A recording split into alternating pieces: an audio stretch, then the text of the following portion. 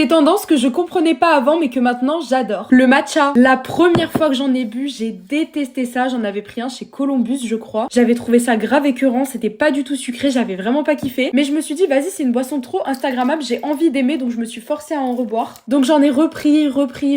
Et au bout d'un moment, je me suis dit, en fait, c'est pas dégueu du tout. Et maintenant, je suis addict et je trouve ça trop bon. Et il y a jamais assez de matcha dans mon matcha. Genre quand je fais un matcha, à chaque fois je me dis la prochaine fois j'en mettrai plus. Enfin voilà, vraiment je kiffe ça et en plus c'est trop bon pour la santé donc c'est trop cool. Ne me détestez pas mais les Sonny Angel. Au début je comprenais pas du tout cette tendance. Pourquoi les gens aiment bien ça et tout. Alors que maintenant j'adore ça, vraiment je suis obsédée d'ailleurs. Il y a la nouvelle collection qui est sortie, je n'ai rien eu, je suis dégoûtée. Ce qui va suivre vraiment j'ai envie de me frapper là. Taylor Swift, donc ma chanteuse préférée. Quand j'étais petite ma mère elle écoutait de fou donc je connaissais plein de musique et je trouvais ça grave cool mais je comprenais pas pourquoi tout le monde en faisait tout un truc, genre pourquoi tout le monde faisait que parler d'elle. Et du coup j'étais en mode bah ouais c'est cool mais je comprends pas la hype dans le sens où pourquoi elle et pas les autres alors que les autres aussi c'est bien ce qu'ils font quoi. Et à force de voir des vidéos du Eras Tour je me suis dit ah ouais quand même c'est pas mal, ça a l'air trop bien et tout, l'ambiance, les chansons, les tenues, j'aime trop. J'ai regardé le Eras Tour et à partir de là, j'ai été obsédée par elle. J'ai écouté tous ses albums en entier, je connais toutes ses chansons. Enfin vraiment, maintenant, je suis obsédée par elle. Vous pouvez remarquer que je suis obsédée par beaucoup de choses.